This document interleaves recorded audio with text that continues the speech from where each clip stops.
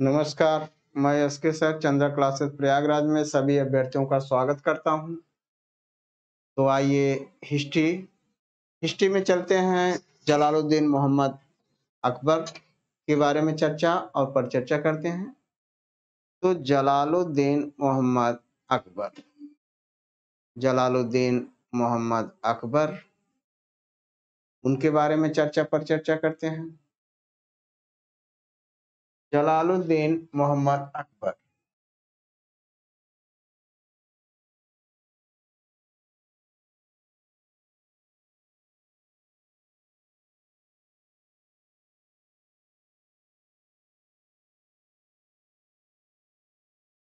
जलालुद्दीन मोहम्मद अकबर का जन्म कहाँ हुआ था और कब हुआ था? तो जलालुद्दीन मोहम्मद अकबर का जन्म ये सिंध सिंध के राजा राणा राणा बीरसाल बीरसाल सिंध के राजा राणा बीरसाल के महल में हुआ था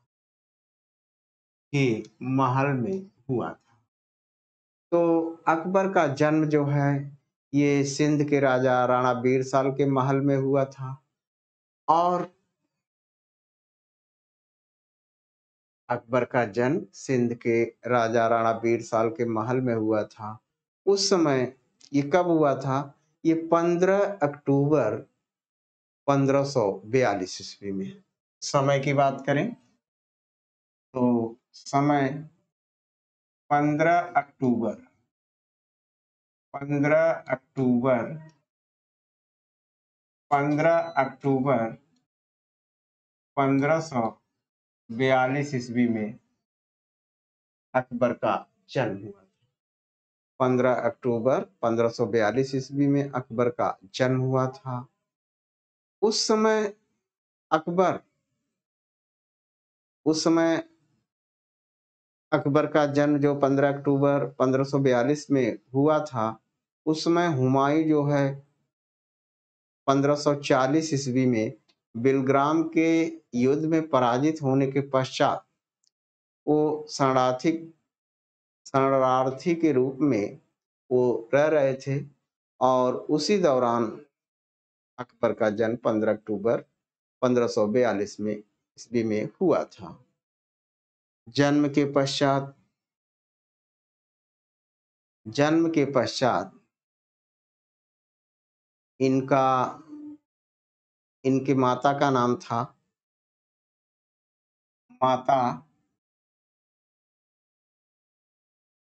माता हमीदा बानो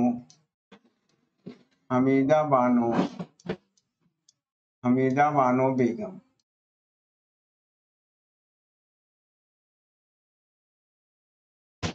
हमीदा बानो बेगम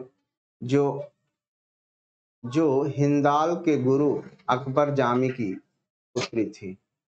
तो ये हमीदा बानो कौन थे?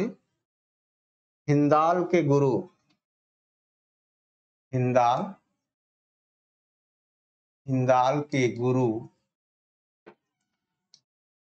अली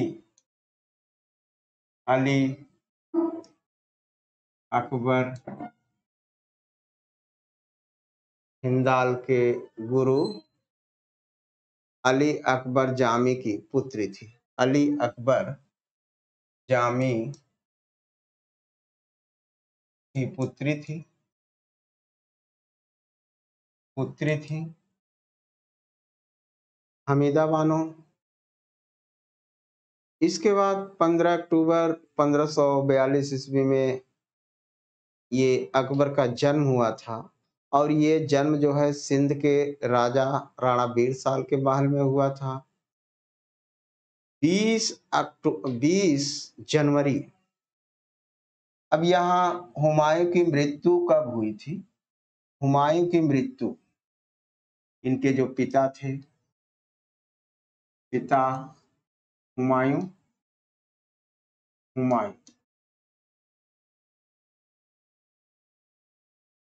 हुमायूं थे।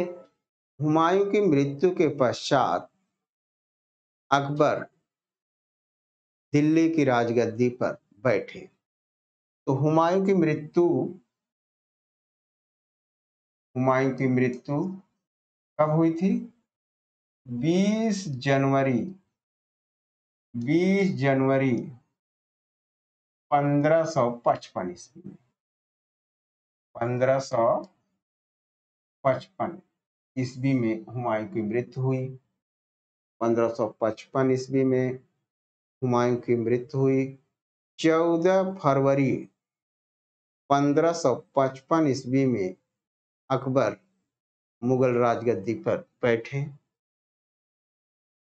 तो यहाँ इनका राज्याभिषेक कब हो रहा है? राज्याभिषेक की बात करें, राज्याभिषेक ये राज्याभिषेक कब हुआ? ये राज्याभिषेक स्थान ये कालानौर, ये कहाँ पर हुआ था? कालानौर। ये कालानौर नामक स्थान पर राज्याभिषेक हुआ था अकबर का। ये कालानौर कहाँ पड़ता है? ये पंजाब के गुरदासपुर जिले में पड़ता है। ये कालानौर पंजाब के गुरदासपुर जिले में पड़ता है। पंजाब के गुरदासपुर जिले में पड़ता है। तो यहाँ अकबर का जो राज्याभिषेक हुआ है वो कालानौर नामक स्थान पर हुआ है। और ये कालानौर नामक स्थान जो है ये पंजाब के गुरदासपुर जिले में पड़ता है। तो यहाँ देखा जाए तो अकबर का जो जन्म हुआ है, अकबर का जो जन्म हुआ है, जन्म की बात करें तो जन्म जो हुआ है वो 15 अक्टूबर 1542। हुमायूं की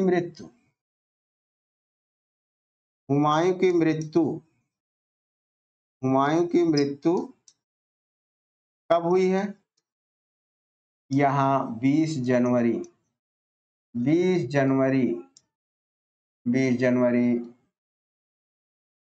1555 ईस्वी में।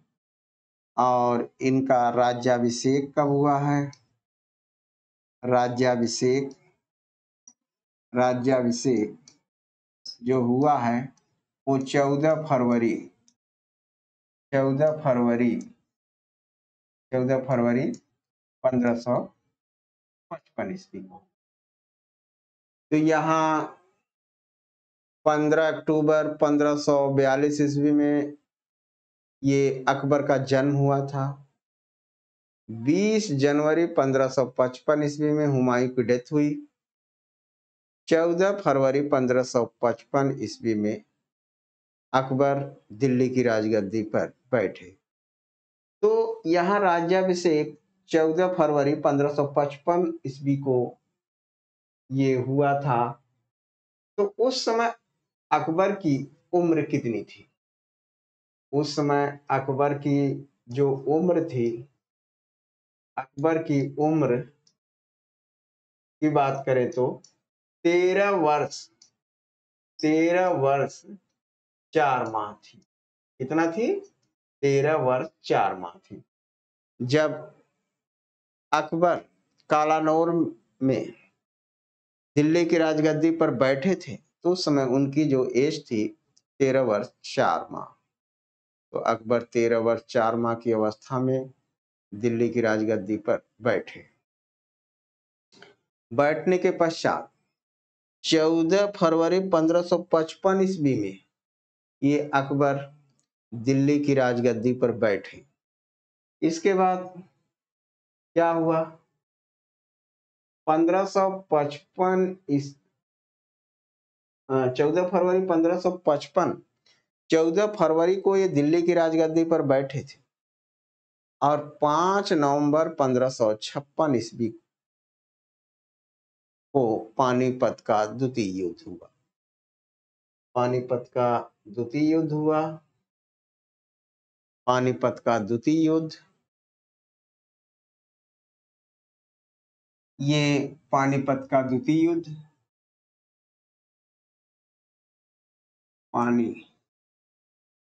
पानीपत का द्वितीय युद्ध, पानीपत का द्वितीय युद्ध, पानीपत का द्वितीय युद्ध, पानीपत का द्वितीय युद्ध, द्वितीय युद्ध। ये पानीपत का द्वितीय युद्ध कब हुआ था? ये पानीपत का द्वितीय युद्ध 5 नवंबर 1556 में, 5 नवंबर 1556 ईस्वी को पानीपत का द्वितीय युद्ध हुआ था। 5 नवंबर 1556 ईस्वी को पानीपत का द्वितीय युद्ध हुआ। यहाँ पर एक बार हम फिर डेट की चर्चा कर दें तो यहाँ 14 फरवरी राज्याभिषेक कब हुआ? राज्याभिषेक जो हुआ ये 14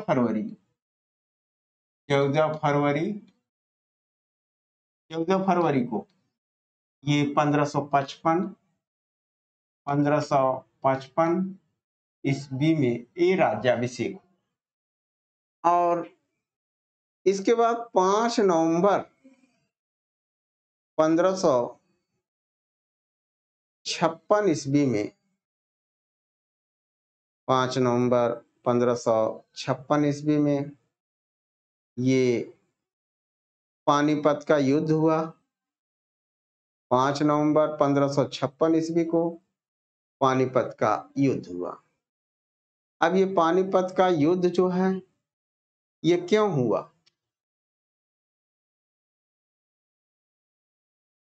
लगभग 1 साल के पश्चात पानीपत का द्वितीय युद्ध हुआ 1556 में, और 5 नवंबर का दिन था। 5 नवंबर का दिन था। तो बिहार के शासक, यह युद्ध किसके किसके बीच हुआ? यहाँ यह युद्ध जो है युद्ध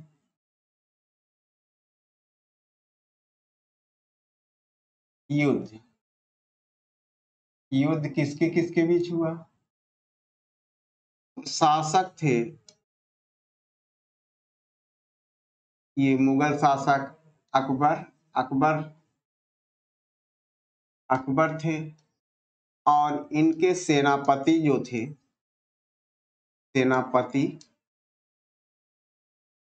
ये बैरम खान थे। बैरम खान। तो ये बैरम खान थे सेनापति, और शासक अकबर थे। और उधर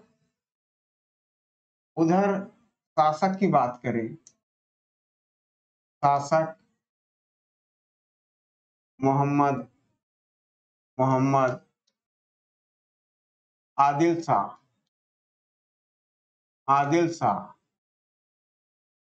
ये मोहम्मद आदिल शाह, और सेनापति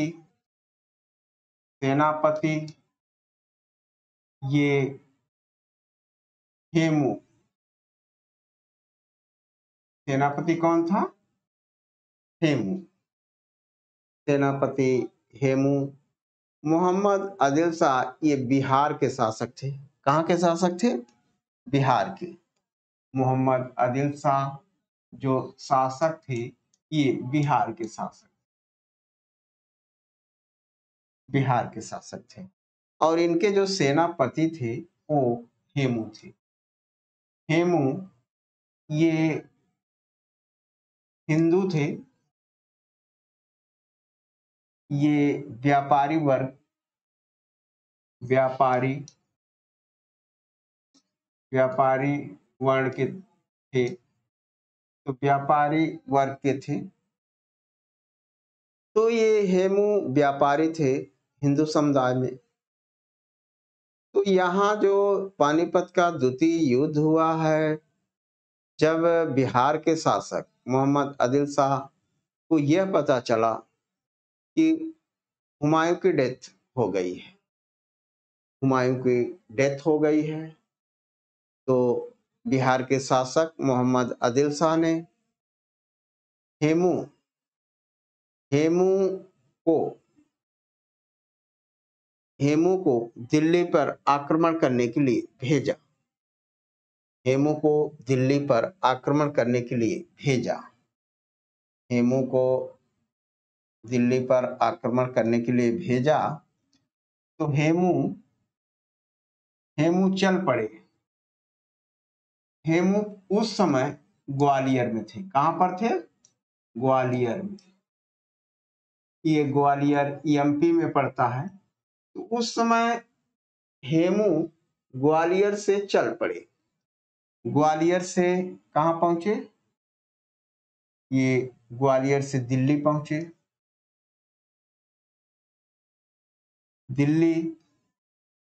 दिल्ली पहुंचे। यहाँ जो पानीपत के द्वितीय युद्ध की शुरुआत की बात करें तो यहाँ हेमू से प्रारंभ होता है। हेमू जो है ये हेमू ग्वालियर से रवाना हुए दिल्ली पर आक्रमण करने के लिए। तो ग्वालियर से दिल्ली पहुंचे। वहां पर मुगल शासक, मुगल सूबेदार तरदी बेग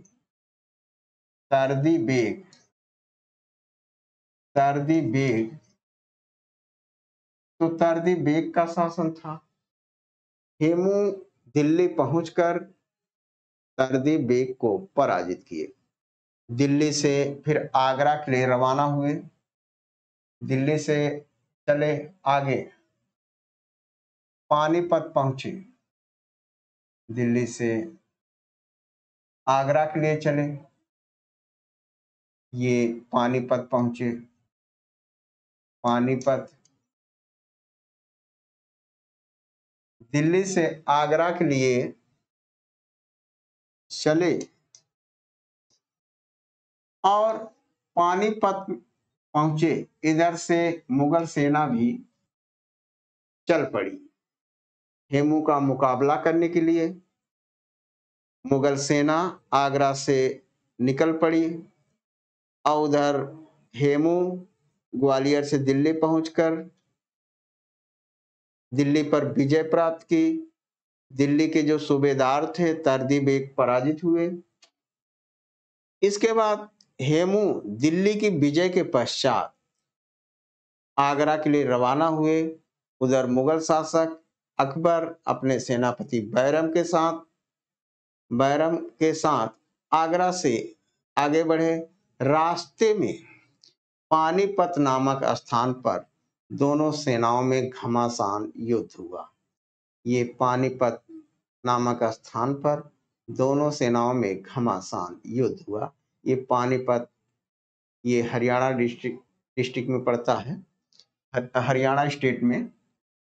तो ये हरियाणा में पड़ता है, हरियाणा। पानीपत पहुंचने के बाद दोनों सेनाओं में घमासान युद्ध हुआ। पहले तो युद्ध का जो पक्ष था वो हेमू की तरफ जा रहा था, लेकिन अंतिम समय में यह अकबर के पक्ष में रहा। इस तरह से पानीपत के द्वितीय युद्ध में अकबर की विजय हुई और हेमू की पराजय। तो इसी के साथ जो इस युद्ध में अकबर की विजय हुई और हेमू की पराजय।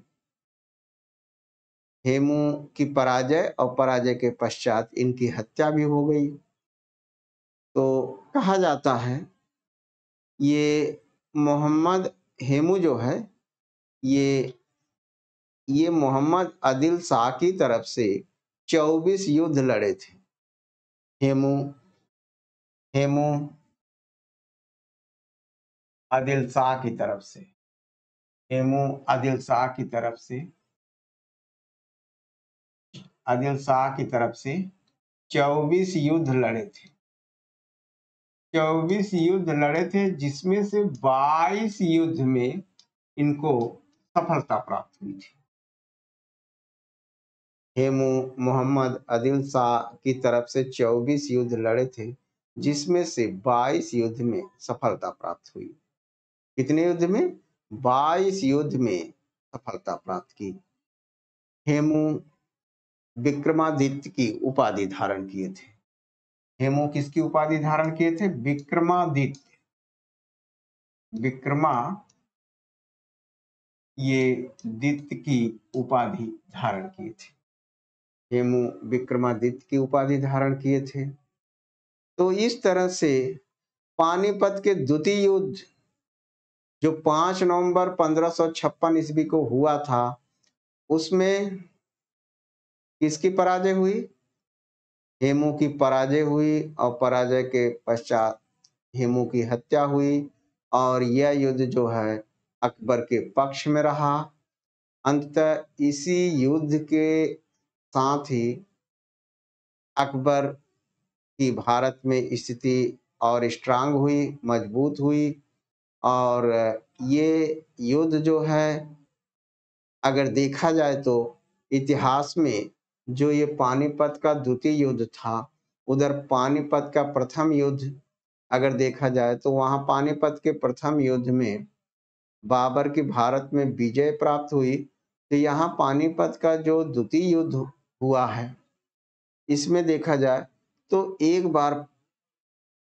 बार ये पानीपत का द्वितीय युद्ध में कहीं अकबर की पराजय हुई होती तो शायद है कि फिर ये मुगल वंश का अंत हो जाता और दिल्ली में अफगान वंश की स्थापना हो जाता। तो यहाँ मोहम्मद आदिल शाह की पराजय के पश्चात मुगल वंश की पुनः स्थिति और मजबूत हुई। इसका मुख्य जो है ये मुगल काल की स्थिति, ये मुगल काल का जो पानीपत का द्वितीय युद्ध में विजय प्राप्त हुई, इसका कहीं न कहीं जो श्रेय दिया जाता है वो बैरम खां को दिया जाता है। बैरम खां इनके स्ट्रांग सेनापति थे, सशक्त सेनापति थे, जिसके कारण से इस युद्ध में अकबर की विजय प्राप्त हुई। क्योंकि उस समय अकबर की मिनिमम जो ये अकबर की जो एज थी वो लगभग 14 वर्ष थी। और ये जब पानीपत का द्वितीय युद्ध लड़ा गया था तो उनके जो सेनापति थे बैरम खां, वो कहीं न कहीं इस युद्ध में सफलता का श्रेय उन्हीं को जाता है। और अकबर अकबर की सफलता का श्रेय कहीं न कहीं बैरम खां को जाता है। तो इस तरह से हेमू की पराजय हुई और अकबर की पराजय। तो यहाँ जो अकबर की पराजय हुई, अकबर की जो विजय हुई, हेमू की पराजय, तो ये जो है ये ये जो पराजय हुई और इसी के साथ मुगल राजवंश जो है भारत में एक बार पुनः स्थापित हुआ और यहाँ हेमू पराजित हुए और पराजय के पश्चात इनकी हत्या भी कर दी गई थी। हेमू की हत्या भी कर दी गई थी। अब तो पानीपत का जो द्वितीय युद्ध है वो कहीं न कहीं एक ऐतिहासिक युद्ध माना जाता है। और इसी युद्ध के साथ अकबर की स्थिति स्ट्रांग हुई और मुगल वंश की सत्ता भारत में मुगल काल की जो सत्ता है भारत में पुनः स्थापित हुई। स्थापित तो हुई थी, लेकिन अगर पानीपत का जो द्वितीय युद्ध है इसमें कहीं न कहीं अकबर की अगर पराजय हुई होती तो शायद है कि ये मुगल सत्ता भारत में नहीं रहती। लेकिन ये पानीपत का जो द्वितीय युद्ध कहीं न कहीं एक बार पुनः भारत में जो है अकबर की स्थिति को मजबूत बनाया। और ये पानीपत का जो द्वितीय युद्ध है इसमें इस युद्ध की विजय के पश्चात अकबर शासन व्यवस्था को आगे संचालित करते हैं। अब अगली जो टॉपिक होगी अगली जो टॉपिक होगी वो क्या होगी? इसमें देखिए, और ये है पानीपत का जो द्वितीय युद्ध हुआ है, according to RP Tripathi, RP Tripathi के अनुसार हेमू की पराजय एक दुर्घटना थी। उन्होंने कहा है कि हेमू की पराजय एक दुर्घटना थी। हेमू की पराजय एक दुर्घटना थी, जबकि अकबर की विजय एक दैवी संयोग था। हेमू की जो पराजय हुई थी एक दुर्घटना है और अकबर की विजय एक संयोग, अकॉर्डिंग टू आरपी त्रिपाठी। तो ये द्वितीय युद्ध की बात करें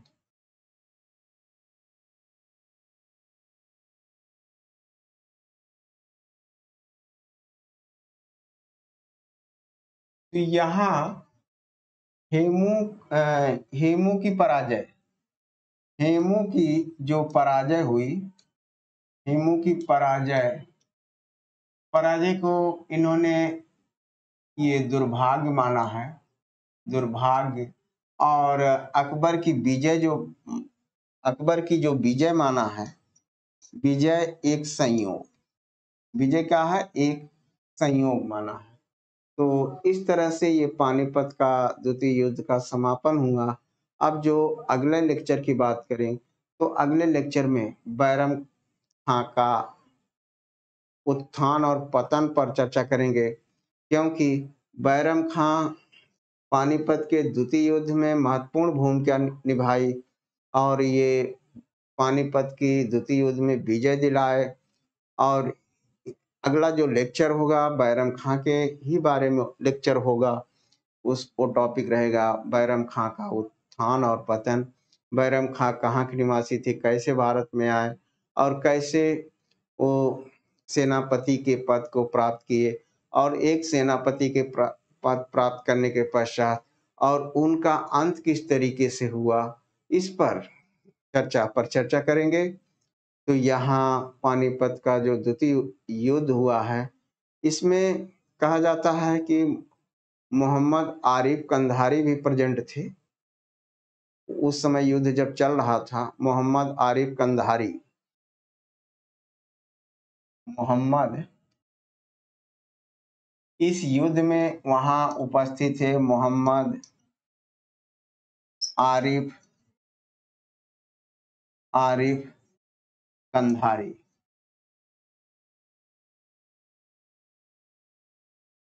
मोहम्मद आरिफ कंधारी पानीपत के द्वितीय युद्ध में उपस्थित थे। उन्होंने लिखा है कि बैरम खां के आग्रह पर अकबर ने हेमू की हत्या कर दी। बैरम खां के आग्रह पर अकबर ने हेमू की हत्या कर दी। तो ये स्टेटमेंट जो है ये मोहम्मद आरिफ कंधारी कंधारी मोहम्मद आरिफ कंधारी मोहम्मद आरिफ कंधारी ने कहा है कि बैरम खां के आग्रह पर बैरम खां के आग्रह पर अकबर ने हेमू की हत्या कर दी। तो इसी के साथ ये टॉपिक समाप्त हुआ। अब अगली जो टॉपिक होगा वो बैरम खां का उत्थान और पतन को लेकर फिर अगले टॉपिक में उपस्थित होंगे। और आज का टॉपिक बस यहीं तक। तो यहाँ देखिए अकबर का जन्म कब हुआ, अकबर का ये हुमायूं की डेथ कब हुई, अकबर राजगद्दी पर बैठे कब, यहाँ पानीपत का द्वितीय युद्ध कब हुआ। अब इसके बाद अगला टॉपिक अगले क्लास में।